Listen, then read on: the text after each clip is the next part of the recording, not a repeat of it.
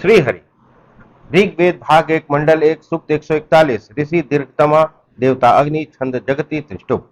प्रकाशवान अग्निदेव का दर्शनीय तेज वास्तव में जिस प्रकार लोग शरीर के लिए धारण करते हैं, वह तेज शरीर बल अरणि मंथन से उत्पन्न हुआ है। अग्नि के तेज का आश्रय प्राप्त कर मेरा ज्ञान अभी अभिष्ट सिद्धि कर सकता है, इसलिए अग्निदेव के लिए स्तुति और हव्य अर्पित किया जाता है।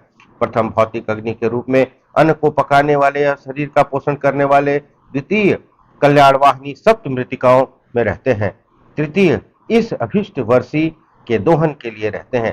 इस प्रकार से दसों दिशाओं में पूजनीय अग्निदेव को उंगलियां मंथन के द्वारा उत्पन्न करती हैं, जो कि महायज्ञ के मूल से सिद्धि करने वाले ऋत्विक अरणि मंथन द्वारा अग्नि को उत्पन्न करते हैं। अनादि ढाक काल से अच्छी तरह फैलाने के लिए गुहा स्थित अग्निदेव को वायु देवता चालित करते हैं। अग्नि की उत्कृष्टता की प्राप्ति के लिए अग्नि का निर्माण किया जाता है।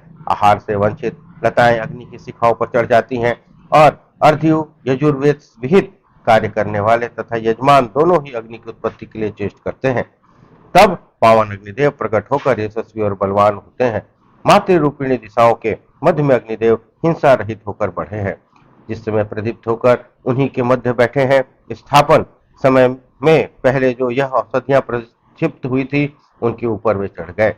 हवि का संपर्क करने वाले यजमान द्युलोक निवासियों की प्रसन्नता के लिए होम संपादन अग्निदेव का वर्णन करते हैं।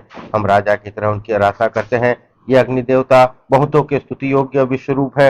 हे ये यज्ञ संपन्न और बलशाली हैं। ये देवों तथा स्तुति योग्य मर्त्य यजमानों दोनों के लिए अन्न की कामना करते हैं। जिस प्रकार से विदूषक अपनी बड़ी सरलता से लोगों को हंसा देते हैं, उसी प्रकार से वायु द्वारा परिचालित यजनीय अग्नि चारों ओर व्याप्त होती है।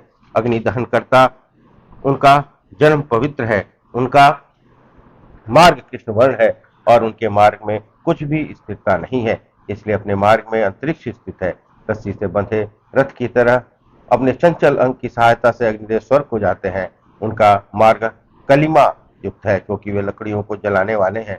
वीरों से भयभीत होकर शत्रुओं को भगाने के समान ही उनकी ज्वालाएं को देखकर पक्षीगण भी भाग जाते हैं। हे अग्निदेव, वरुण, सूर्य, अयर्मा देव आपकी सामर्थ्य के बीच उत्तम दान के व्रतों का निर्वहन करते हैं। आप विश्वात्मा रूप होकर समस्त संसार में व्याप्त और सर्वत्र बलशाली रूप से प्रकट होते हैं। हे युवा अग्निदेव, जो आपकी स्तुति करते हैं और आपके लिए अभिषव करते हैं, आप उनके रमणीय हव्य लेकर देवताओं को प्रकट करते हैं। हे तरुण, महाधन, बलपूर्ण अग्निदेव, आप स्तवनीय और हवि भोक्ता है। इस स्तुति काल के समय हम राजा की तरह आपकी अर्चना करते हैं। हे अग्निदेव, आप जैसे हमें अत्यंत प्रयोजनीय और उपास्य धन देते हो, वैसे ही उत्साही जनप्रिय विद्या धन में चतुर पुत्र प्रदान करो। जिस प्रकार अग्निदेव अपनी किरणों को विस्तारित करते हैं, उसी प्रकार हमें जन्माधार आकाश और पृथ्वी को आविष्कारित करते हैं। हमारे यज्ञ में यज्ञ करने वाले अग्निदेव की स्तुति को विस्तारित करते हैं। अग्निदेव प्रकाशशील द्रुतगामी अश्व से संयुक्त होता आनंदमय सोने के रथ वाले, अप्रतिहत शक्ति और प्रसन्न स्वभाव वाले हैं। क्या वे हमारा आह्वान सुनेंगे? क्या हमारे सिद्धिदाता कर्म द्वारा अनायास लक्ष्य और अभिवांछित स्वर्ग की ओर ले जाएंगे? जिस प्रकार से सूर्यदेव मेघों की ध्वनि उत्पन्न करते हैं, उसी प्रकार से अग्निदेव के लिए यजमान और ऋषिगण अर्थात ऋत्विक लोग उच्च स्वर में उनकी स्तुति करते हैं। तभी ये अग्निदेव स्तोत्रयुक्त वाणियों द्वारा आनंदित होते हैं।